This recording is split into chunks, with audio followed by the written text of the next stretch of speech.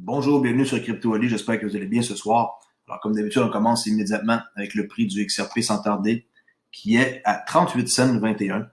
Alors, good en 24 heures, 8,2% et depuis 7 jours, 17%. Mais ça peut changer assez vite. Merci. Et la capitalisation est de 634 milliards de dollars en hausse de 5,5%. La heatmap, sans aucun doute, c'est vraiment dans le vert, 21 806 des bitcoins canadiens, c'est sa veille de franchir les 22 dollars. Et on voit que c'est vraiment vert. Alors, le bull run, moi, je dis qu'il est commencé. Qu'est-ce que je pense? Fiat Leak, c'est super. On voit la belle pente ascendante ici. 29,18 USD. Et tout ici dans le vert, là, 52 contre 4. C'est extrêmement bon. Regardez en haut, tout est vert. OK. Et il y a beaucoup d'échanges présentement à cette heure-là parce que c'est l'ouverture des marchés au Japon. Et alors ici, c'est normal qu'il y ait beaucoup de trades. Alors pour la vidéo courte d'aujourd'hui, j'ai décidé de vous parler de David Schwartz, le CTO de Ripple, qui est chef technicien officier. Pourquoi? Parce que quand on s'intéresse à une compagnie puis qu'on investit dans une compagnie, un projet, un protocole, peu importe, il faut savoir c'est qui se cache derrière la compagnie. Et quand je vois des commentaires un peu étranges sur ma chaîne, de la part de certaines personnes qui écrivent sans savoir vraiment pourquoi que Ripple, selon moi, va être la compagnie à posséder plus tard pour changer possiblement de vie et d'améliorer son sort grandement, ben il faut qu'on s'intéresse à voir c'est qui est derrière une compagnie. Alors, je vais juste vous lire ici sur Bitcoin Wiki qui est David Schwartz et après ça, vous ferez une idée sur la compagnie Ripple. Et avant de marquer des commentaires sur ma chaîne, ben, vous allez faire plus attention. That's it. Alors, David Schwartz, c'est un diplômé de l'Université de Houston en génie électrique en 90. En 88, il a fondé les entreprises David Schwartz et il a inventé un système hiérarchique, pour répartir les charges de travail sur plusieurs ordinateurs, gérer les interactions avec l'USPTO, qui est pour les brevets, là, afin d'obtenir un brevet américain qui s'appelle le brevet 5025369, vous pouvez aller voir, pour gérer les efforts en marketing et de licence. En 91, Schwartz a occupé le poste de développement logiciel chez Remax. Il a conçu et développé un système pour analyser les registres de propriété publique et identifier les maisons les plus susceptibles d'être surévaluées et ayant droit à des réductions d'impôts fonciers.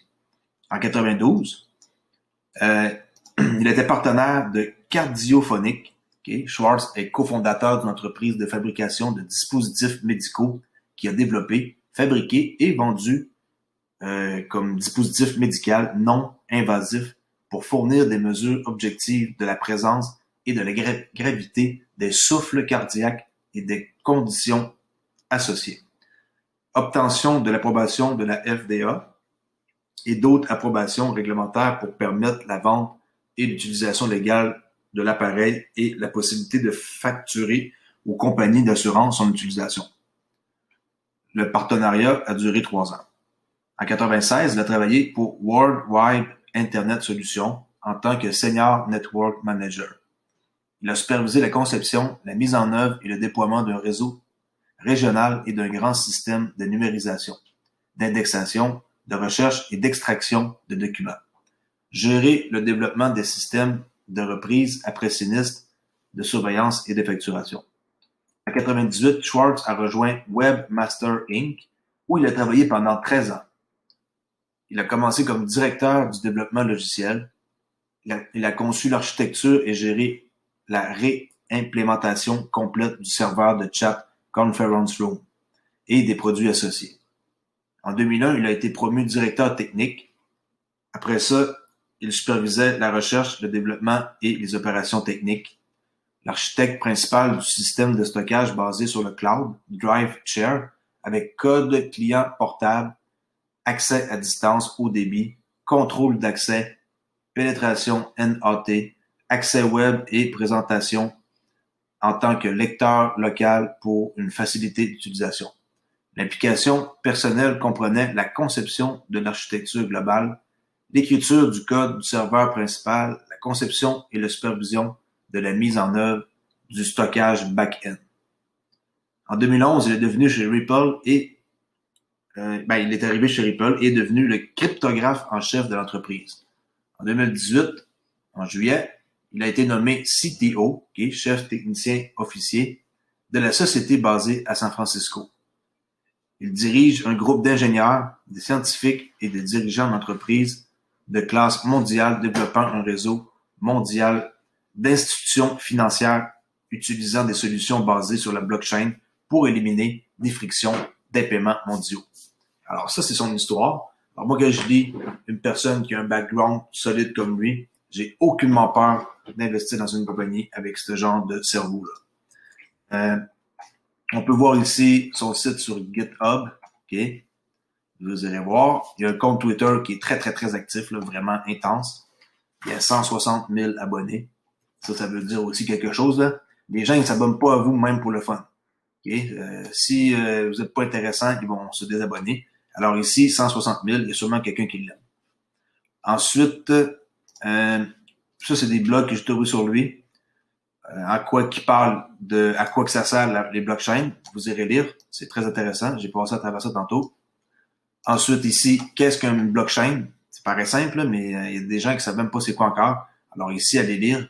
Faites la traduction comme ça avec moi en français. Right-click, traduire en français.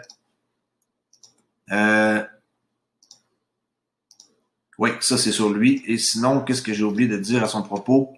Ah oui, ici, distributedagreement.com.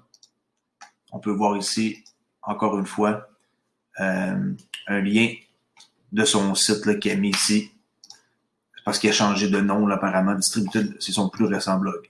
Alors, on peut voir là, qui est pas très actif là-dessus. Le 14 mars 2020, c'est loin, là. Mais il y a quand même sûrement là-dedans des petites pépites d'or qu'on peut trouver. Comme que moi, j'ai vu ici mes points de repère là, en jaune. Là, à quoi servent les blockchains? Qu'est-ce qu'une blockchain? Des fois, qu'est-ce que c'est d'expliquer de la bouche de quelqu'un d'autre, on peut apprendre quelque chose et moi, je suis toujours prêt et disposé à apprendre quelque chose de nouveau.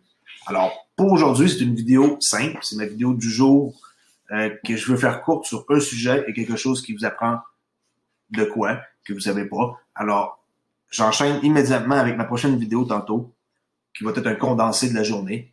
Et je vais essayer de faire dorénavant des vidéos un peu plus courtes pour que les gens en général soient comme plus flexibles dans leur temps puis qu'ils aient moins de difficultés à m'écouter. Et comme ça va contenter tout le monde. Alors, merci beaucoup à écouter et je vous dis à la prochaine vidéo tantôt. Merci, au revoir.